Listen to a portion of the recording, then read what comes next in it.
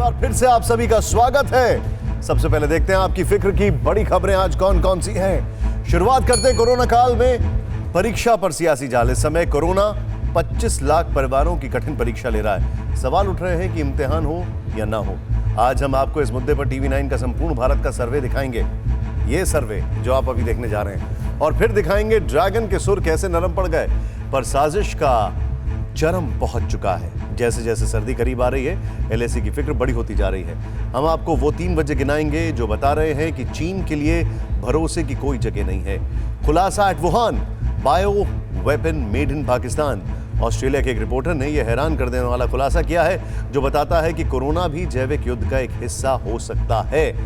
खैर, कोरोना डराए कहीं सेकेंड वेव ना आ जाए। आज रात 9:30 बजे हम आपको बताएंगे कि कैसे कोरोना के दूसरे दौर का खतरा पैदा होने लगा है।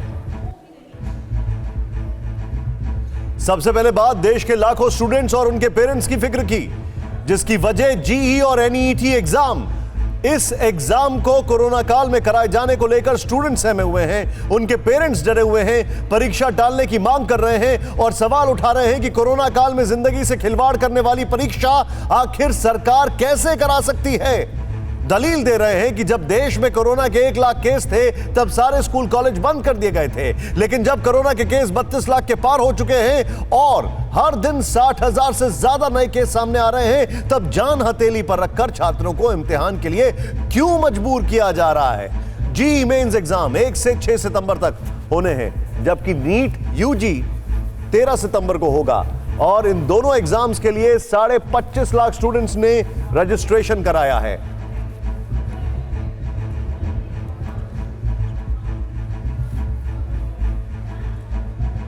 लेकिन कोरोना संक्रमण के मौजूदा हालात को देखते हुए इन 25.5 लाख स्टूडेंट्स की सुरक्षा को लेकर सवाल उठ रहे हैं, क्योंकि एक तरफ परीक्षा और दूसरी तरफ जान की सुरक्षा। सवाल उठ रहे हैं कि जब खतरे में है जान, फिर क्यों हो इम्तिहान। जेईई और नीट एग्जाम स्थगित होना चाहिए या नहीं, इसको लेकर टीवी 9 भारतवर्ष ने पूरे भारत में एक ओपिनियन पोल भी कराया।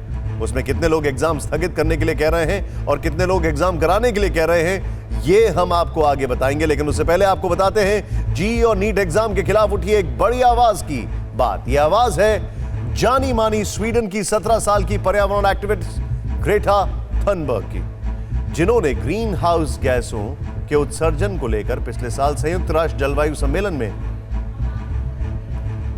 दुनिया के शक्तिशाली नेताओं को कटघरे में खड़ा कर दिया है। उन्होंने ट्वीट किया कि यह काफी गलत है कि भारतीय स्टूडेंट्स को कोविड के दौर में राष्ट्रीय स्तर की परीक्षाओं में बैठने के लिए कहा जा रहा है। मैं इन स्टूडेंट्स की परीक्षाएं स्थगित करने की मांग का समर्थन करती हूं। और इसके अलावा तो लगातार आवाजें उठ रही हैं, सवाल पूछे जा रहे हैं कि जब देश में कोरोना डेंजरस स्पीड के साथ फैल रहा है, तब 25 लाख स्टूडेंट्स के लिए परीक्षा कराना और स्टूडेंट्स का परीक्षा देना कितना आसान है, कितना वाजिब है। क्या इन परीक्षाओं को टाल देना चाहिए या फिर स्टूडेंट्स का साल बर्बाद नहीं होने देना चाहिए, इसको लेकर हंगामा बढ़ गया।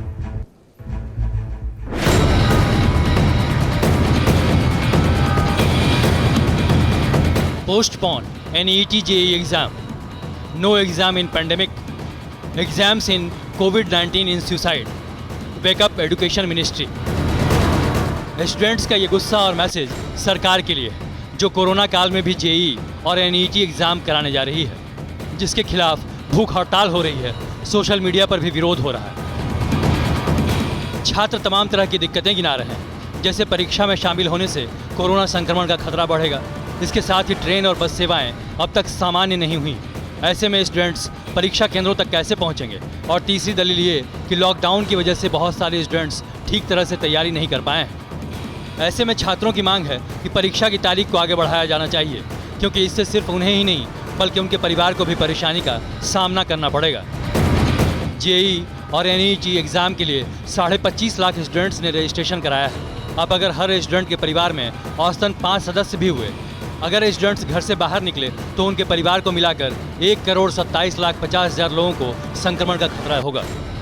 ज़्यादातर स्टूडेंट्स के साथ उनके पेरेंट्स भी परीक्षा केंद्रों तक जाएंगे, जिससे वहां भीड़ की वजह से संक्रमण का खतरा होगा। बहुत सारे स्टूडेंट्स को परीक्षा देने के लिए दूसरे शहरों में जाना पड़ेगा, जिससे सफ़र के दौरान और होटल में रुकने से भी संक्रमण का खतरा है। और फिर स्टूडेंट्स उनके पेरेंट्स वापस घर जाएंगे और दूसरे लोगों के लिए संक्रमण का खतरा पैदा करेंगे। लेकिन ऐसे स्टूडेंट्स और पेरेंट्स भी हैं जो चाहते हैं कि परीक्षा समय पर हो। बहुत अभिभावकों के और छात्रों के लगातार हम पर दबाव रहा, साहब आप नीट की परीक्षा क्यों नहीं करा रहे हैं, आप जेईई की परीक्षा क्यों नहीं करा रहे हैं। अभिभावक इतना परेशान थे कि बच्चा कब तक पढ़ता रहेगा, क्या होगा आखिर, ये इसका तो कोई समय जो है होना चाहिए।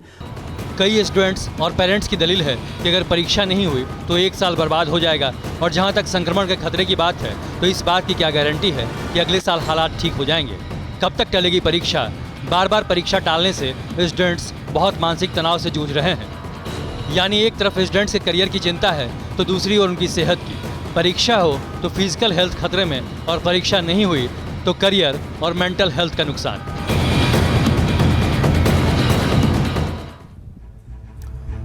देखिए, जो बच्चे ये मांग कर रहे हैं उनकी जो मांग है वो गलत नहीं है, मतलब उनका जो भय है वो गलत नहीं है। भय किसी को भी हो सकता है और ऐसे दौर में भय होना लाजमी है। लेकिन एक बात है, वो गोवा के मुख्यमंत्री, उन्होंने बड़ी अच्छी एक बात कही। उन्होंने कहा कि करीब 19,000 स्टूडेंट्स ने सेकेंडरी और हायर सेकेंडरी एग्जाम दिया इस साल। एग्जाम देने के बाद कोई भी पॉजिटिव नहीं निकला है। हमने इस तरीके से एग्जाम किया। उन्होंने कहा कि बकायदा गोवा कॉमन एंट्रेंस टेस्ट हुआ, उसके बाद भी कोई पॉजिटिव नहीं निकला है। तो अगर एहतियात बरती जाए तो शायद चीजें काबू में रह सकती हैं, लेकिन एहतियात बरतने की जिम्मेदारी होनी चाहिए। जी मेन परीक्षा के बाद आईआईटी और एनआईटी इंजीनियरिंग कॉलेजों के छात्रों को दाखिला मिलता है, जबकि नीट यूजी परीक्षा पूरे देश में मेडिकल और डेंटल कॉलेजों में प्रवेश के लिए होती है। इनमें इस बार 25.5 लाख स्टूडेंट्स ने रजिस्ट्रेशन कराया, लेकिन कई स्टूडेंट्स ने परीक्षा रोकने के लिए सुप्रीम कोर्ट का दरवाजा खटखटाया था। लेकिन 18 अगस्त को सुप्रीम कोर्ट ने याचिका खारिज करते हुए कहा कि जिंदगी को ऐसे रोका नहीं जा सकता, स्टूडेंट्स का भविष्य दांव पर नहीं लगाया जा सकता, सुरक्षा उपायों के साथ आगे बढ़ना होगा। लेकिन अब यह मामला एक बार फिर से सुप्रीम कोर्ट पहुंच सकता है, क्योंकि आज कांग्रेस के अंतरिम अध्यक्ष सोनिया गांधी ने 7 राज्यों के मुख्यमंत्रियों के साथ वर्चुअल मीटिंग की है, जिसमें जी और नीट परीक्षा पर चर्चा हुई और सहमति बनी कि सुप्रीम कोर्ट से एक बार फिर परीक्षाओं को टालने की मांग की जाए। इतना ही नहीं, मीटिंग में ममता बनर्जी ने कहा कि अगर केंद्र कुछ नहीं कर रहा है तो हम लोग भी जनता के चुने हुए प्रतिनिधि हैं, हमें सुप्रीम कोर्ट जाना चाहिए। ये कौन कह रहा है? ममता बनर्जी कह रही हैं, जिन्होंने कोरोना कितना मिसमैनेज किया ये सब जानते हैं। खैर, तो 7 राज्यों ने सुप्रीम कोर्ट में जाने का फैसला किया है और कांग्रेस ने तो 28 अगस्त को देश भर में प्रदर्शन करने के साथ ऑनलाइन कैंपेन चलाने का भी ऐलान किया है। लेकिन सरकार को सिर्फ विपक्ष ही नहीं घेर रहा है, बीजेपी के अंदर भी परीक्षाओं के खिलाफ आवाज उठ रही है। सुब्रमण्यम स्वामी लगातार जी और नीट की परीक्षाओं का विरोध कर रहे हैं। इस सब के बीच आज उन्होंने जो ट्वीट किया उसमें लिखा कि नीट और जी परीक्षा को लेकर देश में विपरीत बुद्धि वाला कौन है, ये तो वक्त बताएगा। इससे पहले सुब्रमण्यम स्वामी कह चुके हैं कि नीट और जी परीक्षा कराना इंदिरा गांधी सरकार में नसबंदी प्रोग्राम जैसी बड़ी गलती होगी। लेकिन सरकार अपने फैसले पर अड़िग है। परीक्षा कराने के लिए नियम कायदे तय कर दिए गए हैं, जिनमें वो तमाम एहतियात और इंतजाम शामिल हैं जिनसे संक्रमण का खतरा टाला जा सके।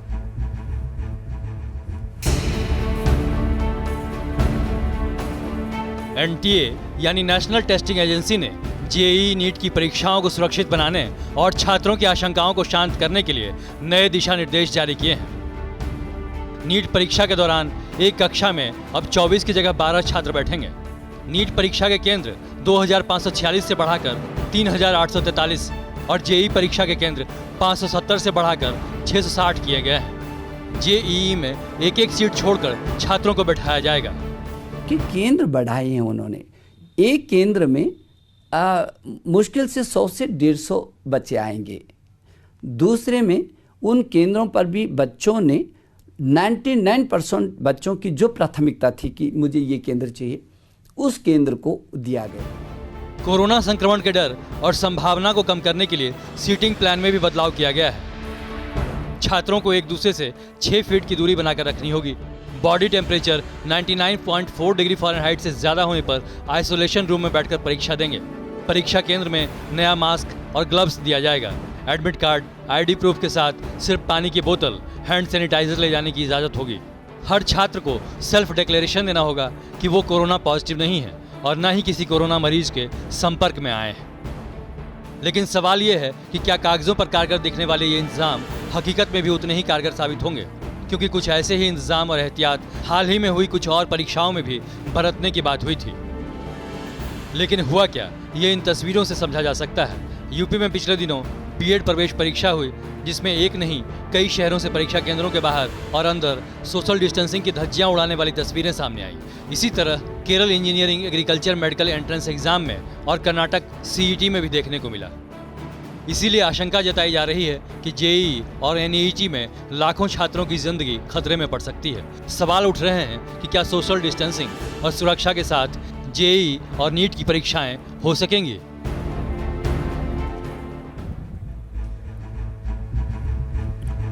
ऐसे में क्या नीट और जी की परीक्षाएं स्थगित होनी चाहिए या फिर होनी चाहिए, इसको लेकर TV9 भारतवर्ष ने ट्विटर पर एक ओपिनियन पोल कराया। उसके जो नतीजे आए वो आपके सामने हैं। इसमें 72% लोगों की राय की मौजूदा हालात में जी और नीट की परीक्षा नहीं होनी चाहिए, उसे स्थगित कर देना चाहिए, जबकि 28% लोगों ने कहा कि जी और नीट की परीक्षा स्थगित नहीं होनी चाहिए। इस रायशुमारी में 2147 लोग शामिल थे, जिसके नतीजे परीक्षा स्थगित किए जाने के हक में बोल रहे हैं। लेकिन सरकार कह रही है कि परीक्षा होगी क्योंकि स्टूडेंट्स का करियर दांव पर लगा है। लेकिन स्टूडेंट्स कह रहे हैं कि करियर ही तो दांव पर लगा है, जीवन दांव पर क्यों लगा है। एक तरफ कोरोना से जीवन दांव पर लगा है तो दूसरी तरफ एलएसी पर चीन की प्रतिष्ठा भी दांव पर लग गई है। अब चीन के नरम गरम सुर की ओर आगे बढ़ते हैं। आपको इसकी वजह भी बताते हैं और इसके पीछे छुपी है साजिश समझाते हैं। कहते हैं कूटनीति में ना तो कोई कंफ्यूजन होता है और ना ही यू टर्न, लेकिन चीन लगातार अपनी चाल से कूटनीतिक कंफ्यूजन और यू टर्न के संकेत दे रहा है और उसे लगता है कि भारत के लिए उसके कूटनीतिक पैतरे को समझना मुश्किल है। दिल्ली में चीन के राजदूत ने दोस्ती का राग छेड़ा है और माना है कि गलवान में जो कुछ हुआ वो एक गलती थी। लेकिन सवाल उठता है कि महीने भर पहले जिस राजदूत ने दिल्ली में रहकर ही गलवान के लिए भारत को ही जिम्मेदार ठहराया था, वो अचानक बदल कैसे गए। और हैरानी सी बात यह है कि उनका यह कहना है कि ये एक इतिहास की मामूली सी गलती है, छोटी सी।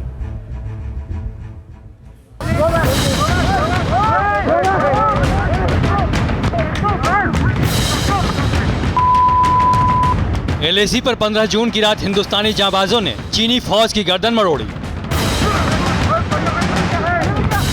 डिप्टी सुपर पावर बनकर दुनिया को धौंस दिखाने वाले ड्रैगन ने भारत का यह शौर्य पहले कभी नहीं देखा था। भारत ने चीन की आंख में आंख डालकर जवाब दिया।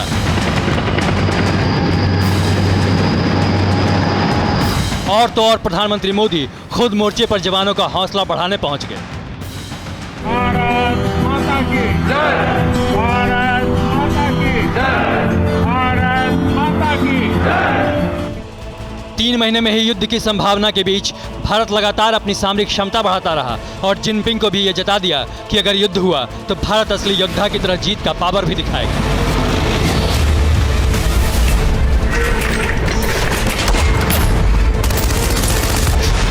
जबकि चीन जैसा चालबाज देश सिर्फ पीठ पीछे छुरा घोंपेगा, आंखों में आंखें डालकर चुनौती देना उसके बूते की बात नहीं।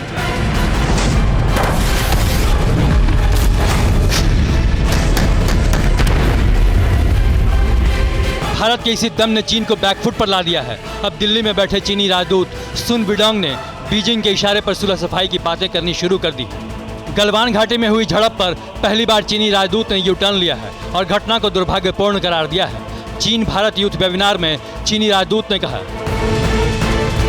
इस नई सदी में द्विपक्षीय संबंध आगे बढ़ने चाहिए, न कि पीछे। हाल ही में बॉर्डर के इलाकों में एक दुर्भाग्यपूर्ण घटना हुई थी जिसे ना तो चीन और न ही भारत याद रखेगा। अब हम इसे ठीक करने के लिए काम कर रहे हैं। ये इतिहास के परिप्रेक्ष्य से एक संक्षिप्त क्षण है, ये इतिहास के लिहाज से एक छोटा क्षण है।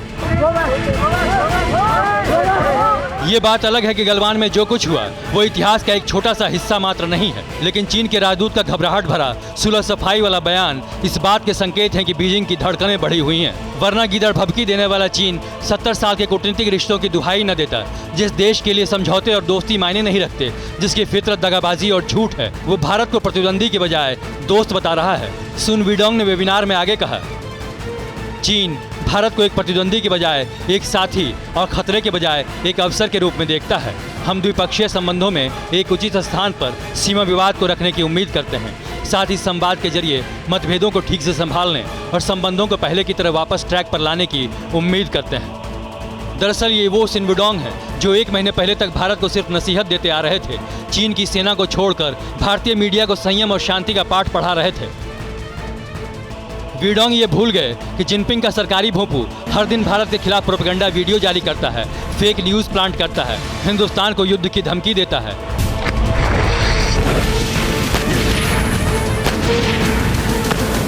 अचानक महीने भर में चीनी राजदूत की बातें मीठी गोली जैसी हो गई, लेकिन वो अपनी फौज को अभी भी समझा नहीं पा रहे हैं, जो भारतीय सीमा पर अपने सैनिकों और हथियारों का जमावड़ा करने में जुटी हैं।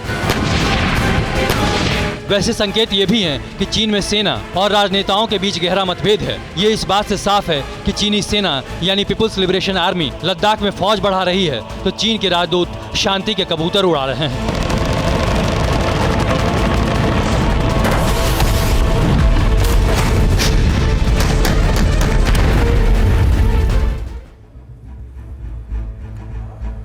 कुल मिलाकर अगर बात की जाए तो जो हालात हैं उससे इतना जरूर साफ है कि अब चीन अपने पैतरे बदल रहा है। अब जानिए कि चीन के बदलते सुर की वजह क्या है। दरअसल कोरोना फैलाने के बाद चीन ने जो साजिश रची थी उसके लिए उसे वीक पॉइंट उसे एलएसी ही नजर आया। इसके बाद चीन ने 62 की लड़ाई के भ्रम में गुस्ताखी तो कर दी, लेकिन भारत ने उसे हिमालय पर घेर लिया और इसमें अमेरिका भी भारत के साथ आ खड़ा हुआ है।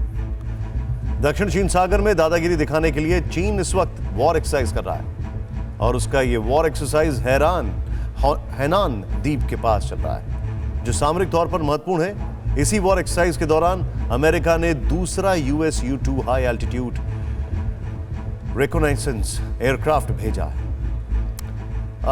जासूसी का एयरक्राफ्ट। चीन के मुताबिक लाइव ड्रिल के दौरान ही अमेरिका का यह जासूसी एयरक्राफ्ट हैनान द्वीप से गुजरा है। यानी साउथ चाइना सी में चीन दादागिरी दिखा रहा है तो अमेरिका उसे सीधी चुनौती दे रहा है। चीन ने शायद सोचा नहीं होगा कि मामला इतना आगे बढ़ जाएगा। अमेरिका ने न सिर्फ महासागर को लेकर बल्कि LAC को लेकर भी चीन को धमकाया, जबकि भारत ने चीन को हर मोर्चे पर घेर रखा। अब LAC पर भारत के 30,000 सैनिकों के लिए मिशन सितंबर प्लान किया गया। क्या है ये प्लान और इसके नाम से कैसे कांपेगा चीन? देखिए ये रिपोर्ट।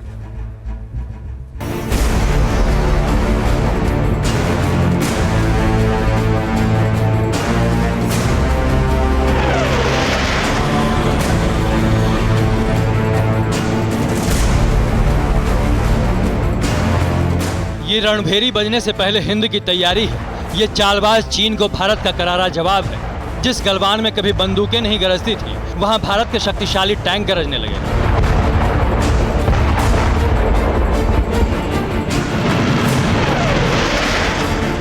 लद्दाख में ड्रैगन की खूनी साजिश के बाद LAC पर सुखोई गरजने लगे और सुखोई से फायर की जाने वाली ब्रह्मोस जैसी सुपरसोनिक पूरे दमखम के साथ चाइनीज आर्मी के सामने डट गए।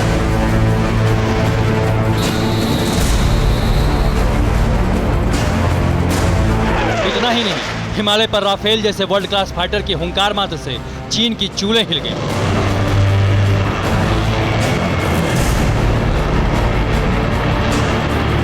पंद्रह जून की गलवान घटना के बाद भारत ने मोर्चा इतना कड़ा किया कि ड्रैगन आर्मी के पांव कांपने लगे। पूर्वी लद्दाख में भारत ने 30,000 अतिरिक्त पर्वत वीरों की तैनाती कर दी, जो खून जमाने वाली सर्दी में भी चीन की चालबाजी को कामयाब नहीं होने देंगे। जिनपिंग की लाल साजिश को सफेद जमीन में दफन कर देंगे। मतलब एक तरफ सेना तैयार तो दूसरी ओर कूटनीतिक और सैन्य बातचीत से विवाद दूर करने की कोशिश। लेकिन चालबाज चीन अपनी आदतों से कहां बाज आने वाला। जिनपिंग की लाल सेना एक कदम हटकर 2 कदम आगे बढ़ने वाले फॉर्मूले पर कायम है। वो लगातार गलवान, देपसांग, पैंगोंग त्सो लेक और हॉट स्प्रिंग्स इलाके में अपनी दावेदारी ठोक रहा है। सूत्रों के मुताबिक चीन ने इन क्षेत्रों में बफर जोन बनाने का प्रस्ताव रखा है और ये भारत को स्वीकार नहीं है।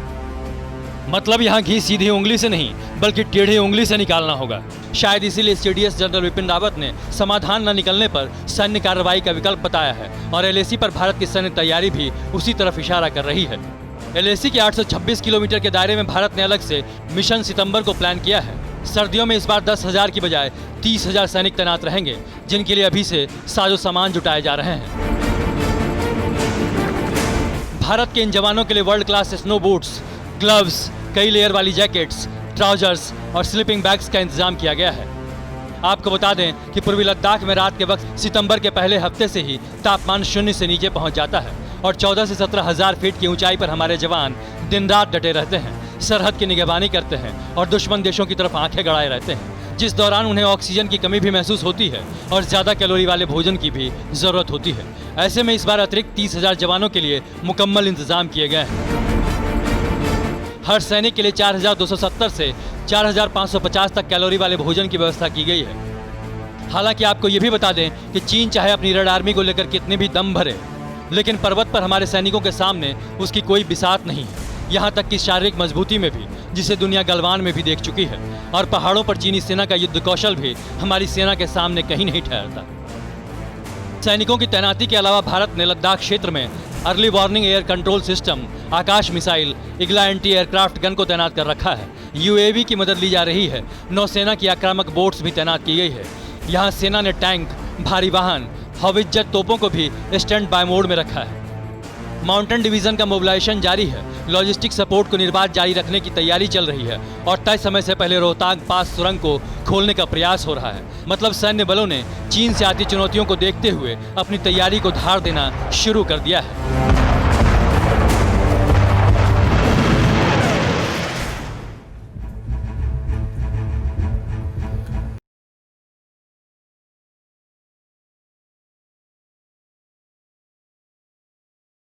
भारत की तैयारी इसलिए है कि चीन अगले साल 2020 वाली हरकत ना दोहरा सके। इसके लिए लद्दाख में चीन के बराबर जवानों की तैनाती की गई और उन्हें सियाचिन में तैनात जवानों का तरह अत्याधुनिक उपकरण दिए जा रहे हैं। अब हम आपको यहां यह भी बता दें कि एलएसी के करीब वो कौन से इलाके हैं जो पूरी तरह बर्फ से ढक जाते हैं। आइए सीधे चलते हैं और आपको दिखाते हैं कि वो कौन कौन से इलाके हैं। क्योंकि देखिए, यहां पर तैयारी में चीन के पास एक एडवांटेज पॉइंट यह है कि वो पहले अपने जो जितने भी सैनिक हैं उनको पूरी तरीके से इक्विप कर देता है। लेकिन यहां पर अब देखें आप, एलएसी के पेट्रोलिंग पॉइंट 15, 16 और 17 पर ज्यादा बर्फ नहीं गिरती है। ये पेट्रोलिंग पॉइंट्स हैं। लेकिन चांगला 17,000 फीट की ऊंचाई पर, यहां से ये पास पेंगोंग त्सो के डिफेंस के लिए बेहद महत्वपूर्ण है और सर्दियों में यह बर्फ से पूरी तरह ढक जाता है।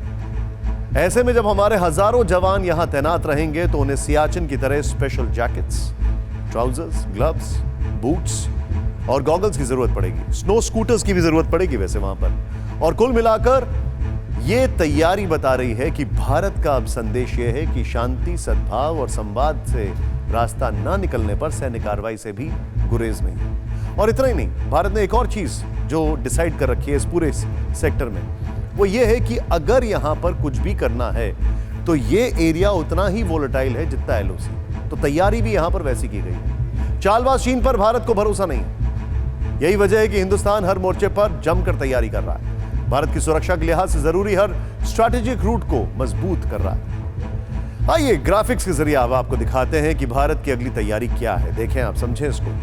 दरअसल भारत लद्दाख तक 290 किलोमीटर लंबा पहला ऑल वेदर रूट बना रहा है।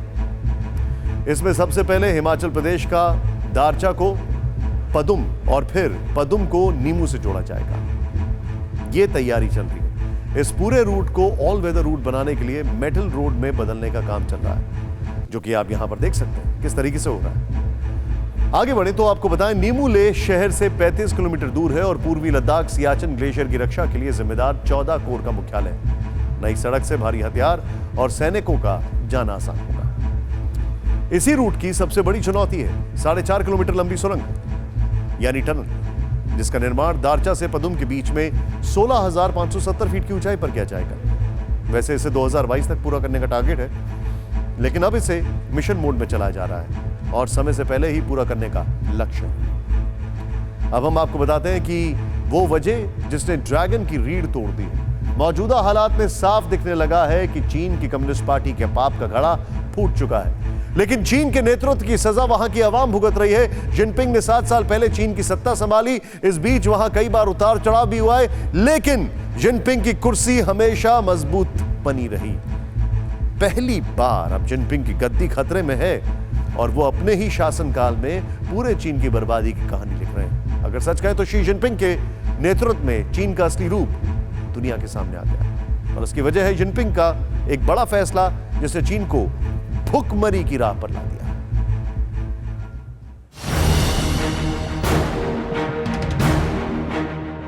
आधी दुनिया से जंग की सनक, कोरोना कहर, बाढ़ से बर्बादी, बेरोजगारी,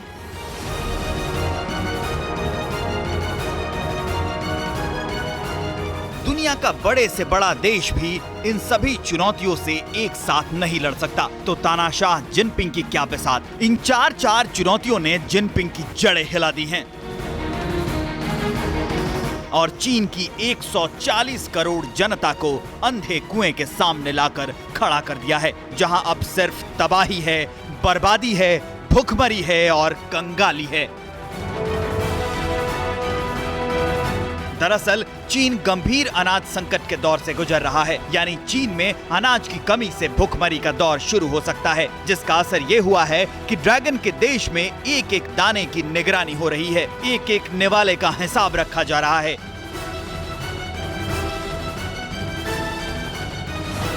शी जिनपिंग ने अचानक एक नया आदेश दे दिया है, ऑपरेशन क्लीन प्लेट कैंपेन शुरू किया है। इस कैंपेन में खाने की थाली में उतना ही लेने की बात हो रही है जितनी भूख हो। नए आदेश के मुताबिक लोगों से न केवल रेस्टोरेंट्स में बल्कि घरों में भी खाना बचाने की अपील की गई है। पहली नजर में देखें तो ये आदेश काबिले तारीफ है, लेकिन अचानक खाने की बर्बादी के खिलाफ जिनपिंग की मुहिम ने दुनिया भर में चीन के हालात पर सवाल खड़ा कर दिया है और लोग पूछने लगे हैं कि क्या जिनपिंग की सरकार अब 1.5 अरब चीनी जनता को खाना खिलाने की कुव्वत नहीं रखती। अटकलें हैं कि महामारी और गलत फैसले ने चीन में तबाही मचा दी है। जिनपिंग जैसे तैसे हालात पर लगाम लगाने की कोशिश कर रहे हैं, लेकिन हालात बिगड़ते ही जा रहे हैं। चीन लगातार अनाज की भारी कमी झेल रहा है। ऑपरेशन क्लीन प्लेट कैंपेन के लिए सख्ती संदेह को और भी गहरा कर देती है। जिनपिंग के इस कैंपेन पर कैटरिंग ग्रुप्स ने भी N1 पॉलिसी अपनाई है, जिसमें ग्राहकों से अपील की गई है कि एक टेबल पर जितने लोग भोजन कर रहे हैं उनकी संख्या से एक डिश का कम ऑर्डर करें। रेस्टोरेंट्स में अकेले भोजन करने वालों के लिए हाफ डिश सर्व करने का ऑर्डर है। चीन में अब रेस्टोरेंट्स जाने पर वहां लोगों का वजन लिया जा रहा है और उसके मुताबिक ही उन्हें खाने की क्वांटिटी दी जा रही है। इस फैसले से लोग परेशान तो हैं, लेकिन कम्युनिस्ट पार्टी के खिलाफ कुछ भी खुलकर बोलने को तैयार नहीं।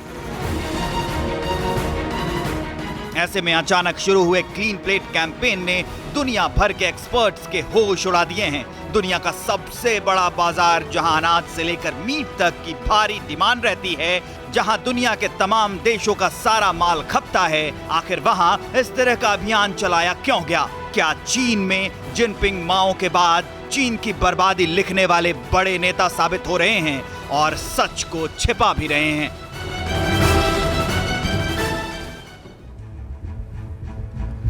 चीन की जनसंख्या दुनिया में सबसे ज्यादा है, पर चीन के कृषि क्षेत्र में आत्मनिर्भर नहीं। चीन इस समय दुनिया का सबसे बड़ा अनाज आयात करने वाला देश है। यही वजह है कि संकट काल में चीन हर हाल में ऑपरेशन क्लीन प्लेट लागू करना चाहता है। नए फैसले से सेना पर भी नकेल कसने की तैयारी की गई है। जिनपिंग प्रशासन के मुताबिक अब चीनी सेना में रोबोट कुक तैनात होगा। यह रोबोट कुक आर्टिफिशियल इंटेलिजेंस से लैस होगा। यही नहीं, रोबोट सैनिकों और अधिकारियों के खाने को भी नियंत्रित करेगा।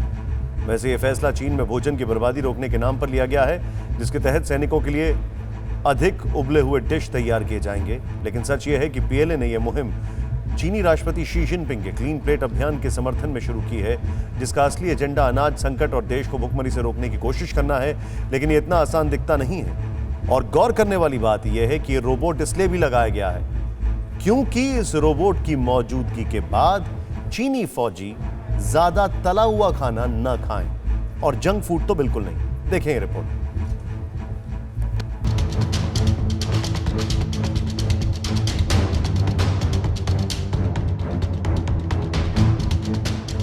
लाल बादशाह की सरकार कहती कुछ है, करती कुछ और है, जबकि उसका एजेंडा कुछ और होता है। हर फैसले में फरेब उसकी आदत है और सच छिपाना फितरत। ऐसे में जानकार क्लीन प्लेट कैंपेन की टाइमिंग को लेकर सवाल उठा रहे हैं, वो भी तब जब जिनपिंग अर्थव्यवस्था के कोरोना संकट वाले दौर से उबरने का दावा कर रहे हैं। ऐसे में खाने के प्लेट पर नजर चीन के खतरे का संकेत है।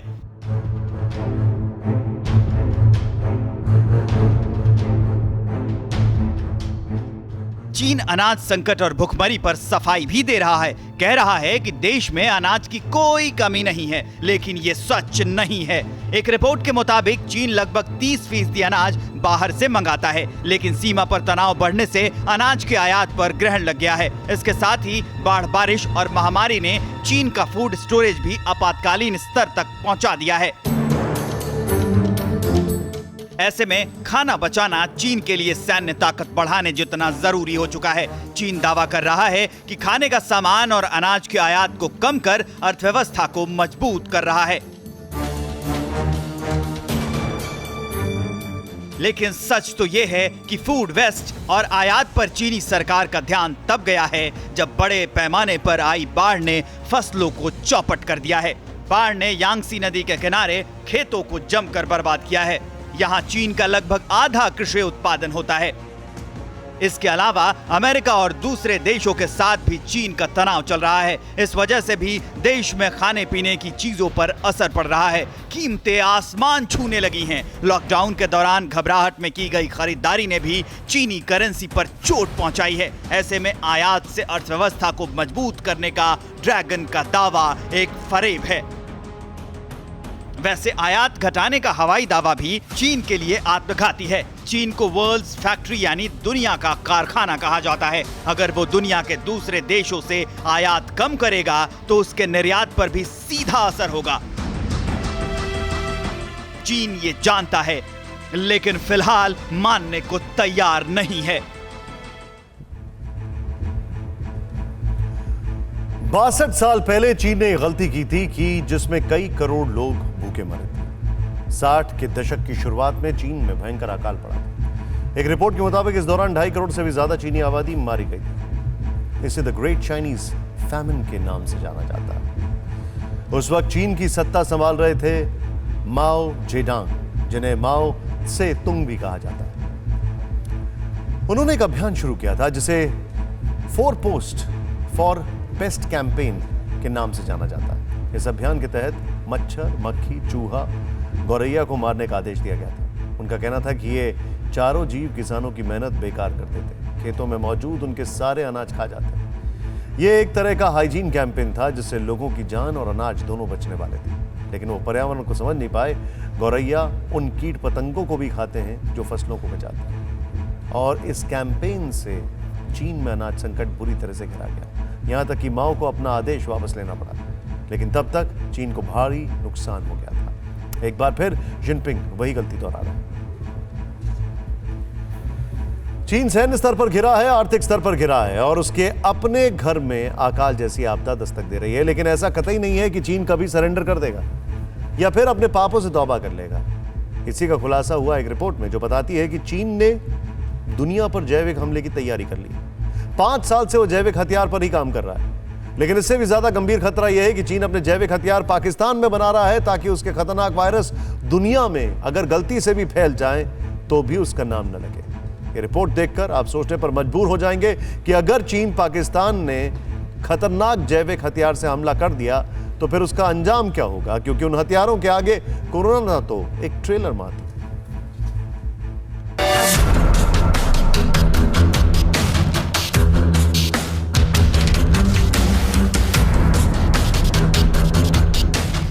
चीन के वुहान लैब से फैला कोरोना वायरस तो सिर्फ एक ट्रेलर है। एक कम्युनिस्ट देश चीन ने एक आतंकवादी देश पाकिस्तान के साथ मिलकर पूरी दुनिया के विनाश का ताना बाना बुन रखा है।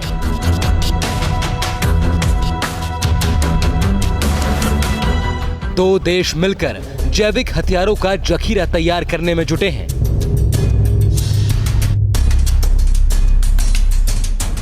ऑस्ट्रेलिया से आई 2 सनसनीखेज रिपोर्ट बताती हैं कि चीन के राष्ट्रपति शी जिनपिंग और पाकिस्तान के प्रधानमंत्री इमरान खान ने जैविक युद्ध के लिए 5 वायरस तैयार करने की सीक्रेट डील कर रखी है, जो भारत समेत पूरी दुनिया में मातम फैला सकता है, बड़े पैमाने पर मौत बांट सकता है, हर मुल्क को खून के आंसू रुला सकता है।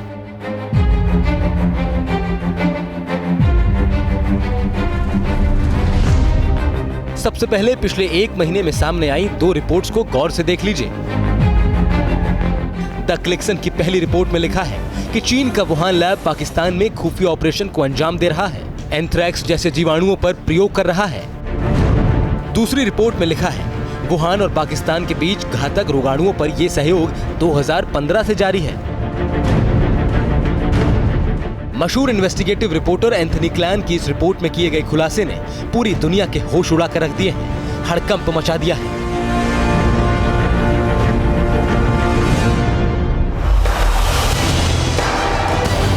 रिपोर्ट बताती है कि CPEC यानी चाइना पाकिस्तान इकोनॉमिक कॉरिडोर की आड़ में चीन और पाकिस्तान ने 5 साल पहले एक खुफिया खतरनाक करार किया था, जिस करार के आधार पर पाकिस्तान में जीवाणुओं और विषाणुओं पर खतरनाक प्रयोग शुरू हुआ। ठीक वैसा ही प्रयोग जैसा वुहान इंस्टीट्यूट ऑफ वायरोलॉजी में कोरोना वायरस पर किए जाने की खबर थी, और जहां से लीक हुआ कोरोना का वायरस आज भी हजारों लोगों की जान ले रहा है। साफ है कि चीन के सुर सिर्फ नरम ही नहीं पड़े, वो साजिश भी रच रहा है और दुनिया में कोरोना से भी भीषण हमले की तैयारी कर रहा है। इसी फिक्र पर इस वक्त पूरी दुनिया की नजर टिकी है, क्योंकि अगर चीन को भी नहीं रोका गया अभी तो ये खतरा रोके नहीं रोके। और अब देखते हैं फिक्र हेडलाइंस। रिया के ड्रग्स कनेक्शन पर एनसीबी ने दर्ज किया मुकदमा। व्हाट्सएप चैट आने के बाद ईडी का बड़ा खुलासा। बताया रिया खुद भी लेती थी और सुशांत को भी देती थी ड्रग्स। सुशांत केस में ड्रग्स कनेक्शन पर कंगना का बड़ा दावा। ट्वीट करके बोली, अगर नारकोटिक्स ब्यूरो ने जांच की तो बॉलीवुड के बड़े लोग जाएंगे जेल। नीट जी परीक्षाओं के खिलाफ सुप्रीम कोर्ट जाएंगे 7 मुख्यमंत्री। सोनिया के साथ मीटिंग में हुआ फैसला। एनटीए का बयान, परीक्षाओं में सोशल डिस्टेंसिंग का रखा जाएगा पूरा ख्याल। दिल्ली में एक दिन में आए 1693 नए कोरोना केस। केजरीवाल बोले, ठीक होने के बाद भी लोगों को दिक्कत, टेस्ट की संख्या दोगुनी की जाए। बंगाल में 20 सितंबर तक लॉकडाउन बढ़ा। यूपी के लखीमपुर में 18 साल की छात्रा की रेप के बाद हत्या में आरोपी गिरफ्तार। प्रियंका गांधी ने राज्यपाल से यूपी के हाल पर की ध्यान देने की अपील। भगोड़ा मेहुल चौकसी नेटफ्लिक्स की डॉक्यूमेंट्री के खिलाफ पहुंचा दिल्ली हाई कोर्ट। रिलीज पर की रोक लगाने की मांग। फ्रॉड उद्योगपतियों पर बनाई गई है डॉक्यूमेंट्री। जम्मू कश्मीर के कई जिलों में भारी बारिश ने मचाई तबाही। राजौरी में बाढ़ जैसे हालात, घरों और दुकानों में घुसा पानी। गढ़ीगढ़ में पुल ढहा, कई संपर्क मार्ग टूटे। लद्दाख में चीन के अड़ियल रुख को देखते हुए भारत ने दिए सख्ती के संकेत। पीछे नहीं हटा चीन तो दिया जाएगा जैसे को तैसा जवाब। अश्वेत को गोली मारने के मुद्दे पर अमेरिका में हिंसक प्रदर्शन जारी। कई जगह आगजनी और तोड़फोड़। हिंसा रोकने के लिए स्टेट इमरजेंसी का ऐलान। अगर आप सोच रहे हैं कि अब कोरोना वायरस कमजोर हो गया है या फिर इसको लेकर डर कम होता जा रहा है, तो आज का फिक्रनामा आपकी आंखें खोल देगा। ऐसा हम इसलिए कह रहे हैं क्योंकि फर्राटा दौड़ के चैंपियन हुसैन बोल्ट भी कोरोना संक्रमित हो गए, जिन्होंने एक हफ्ते पहले अपने बर्थडे पर पार्टी का आयोजन किया था। और दिल्ली की भी फिक्र यही है कि लापरवाही के चलते यहां कोरोना केस एक बार फिर बढ़ रहे हैं। और उससे बड़ी फिक्र यह है कि कोरोना से ठीक हुए मरीज दूसरी बीमारी के शिकार हो रहे हैं, यहां तक कि कुछ की जान भी जा रही है।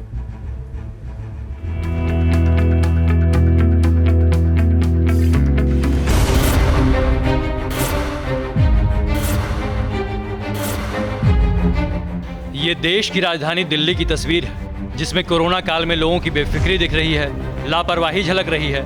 ऐसा लग रहा है कि समय के साथ लोग सोशल डिस्टेंसिंग भूलने लगे और बिना मास्क पहने घरों से बाहर निकलने लगे। शायद यही वजह है कि दिल्ली में कोरोना मीटर ने एक बार फिर रफ्तार पकड़ी है। 25 अगस्त को दिल्ली में 1500 से ज्यादा कोरोना के नए केस सामने आए, जो पिछले 40 दिनों में सबसे ज्यादा है। और इस आंकड़े ने दिल्ली सरकार की एक बार फिर फिक्र बढ़ा दी है। इसी बाबत मुख्यमंत्री आवास पर इमरजेंसी मीटिंग हुई, जिसमें दिल्ली के स्वास्थ्य मंत्री सत्येंद्र जैन भी शामिल रहे। 1544 केस थे कल वाली रिपोर्ट में, और आज शाम को जो रिपोर्ट जारी की जाएगी, जो कि कल के केसेस हैं, उसमें 1693 केसेस हैं। तो थोड़े से केसेस बढ़े हैं। दिल्ली में बढ़ रहे कोरोना केस पर काबू पाने के लिए टेस्टिंग और बढ़ाई जाएगी। अगले हफ्ते से 20,000 की बजाय 40,000 टेस्ट किए जाएंगे। लेकिन देश की राजधानी में कोरोना को लेकर एक बड़ी फिक्र ये भी है कि कोविड टेस्ट से ठीक होने के बाद भी लोगों को दोबारा सांस लेने में तकलीफ हो रही है। जीबी पंत अस्पताल की रिसर्च में हार्ट की बीमारी बढ़ने की भी बात कही गई है। थोड़ा सा नया ट्रेंड देखने को मिल रहा है कुछ दिनों से कि लोग अस्पताल से ठीक होके घर आ जाते हैं कोरोना नेगेटिव हो जाते हैं, लेकिन उनके कई सारे सिम्टम्स दूर नहीं हो रहे। उनकी सांस की तकलीफ बनी रहती है, ऑक्सीजन की कमी बनी रहती है, और ऐसे कुछ मरीजों की कोरोना ठीक होने के बाद भी डेथ हो गई है, कुछ लोगों की, बहुत कुछ लोगों की। ऐसे में सवाल उठता है कि क्या कोरोना की दूसरी लहर आने वाली है, क्योंकि इसके संकेत चीन के पड़ोस हांगकांग से आए हैं, जहां कोरोना से ठीक हुआ एक इंसान 4 महीने बाद कोरोना पॉजिटिव हुआ।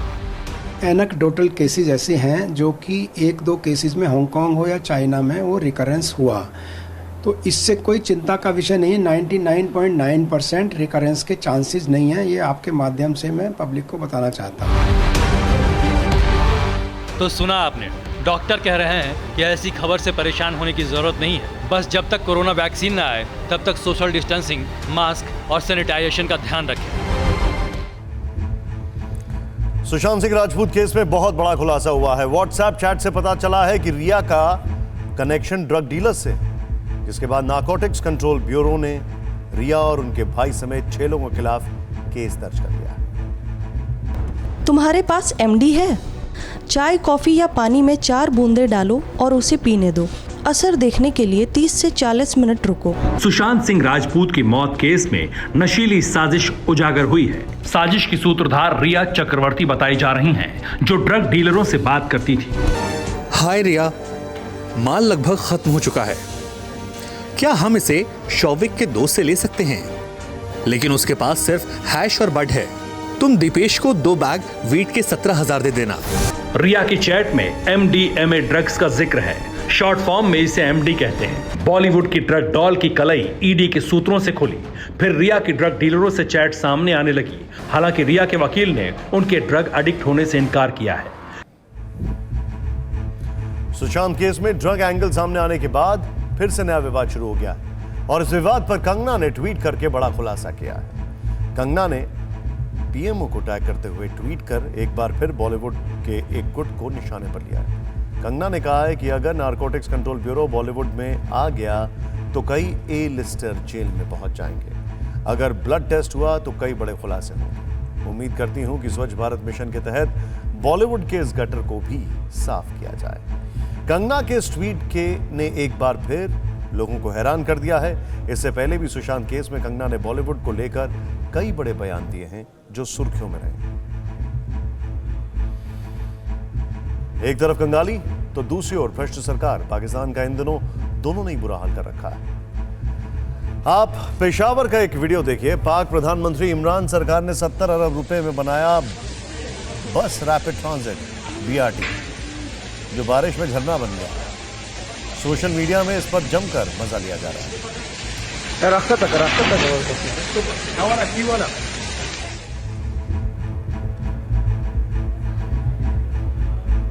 और अब देखते हैं जो है सो।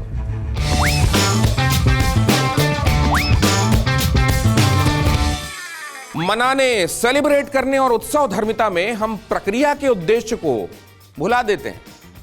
यह हमने कोरोना के समय ताली, थाली और दिया जलाने के दौरान भी खूब देखा। और अब टाइम गणेश उत्सव का है। हालांकि इस बार सेलिब्रेशन में अनुशासन का पहरा है, लेकिन हम कहां मानने वाले हैं। खास दिन बेशक सीख दोहराने और संकल्प लेने के लिए मनाए जाते हों, लेकिन हमारे लिए उसमें धमा चौकड़ी का स्कोप ज्यादा होता है। गणेश जी जैसे अपने माँ बाप को अपनी दुनिया मानकर उनका कहना मानने वाले या सेवा करने वाले कितने होंगे पता नहीं, लेकिन उत्सव मनाने वाले खूब हैं। अक्सर अमीरों के लिए गणेश पूजा हैसियत दिखाने का मौका होती है और कईयों के लिए विसर्जन के समय सुरा सेवन कर तेज डीजे पर, फिल्मी गानों पर, ट्रैफिक रोककर रोड पर टैलेंट दिखाने का मौका। त्योहारों का मतलब कईयों के लिए बस धौंस और धमाल है। राहत इस बात की जरूर है कि यह सब पहले से कम है और गणेश जी भी ज्यादातर अपने देश की माटी वाले, इको फ्रेंडली। बाकी तो जो है सो है।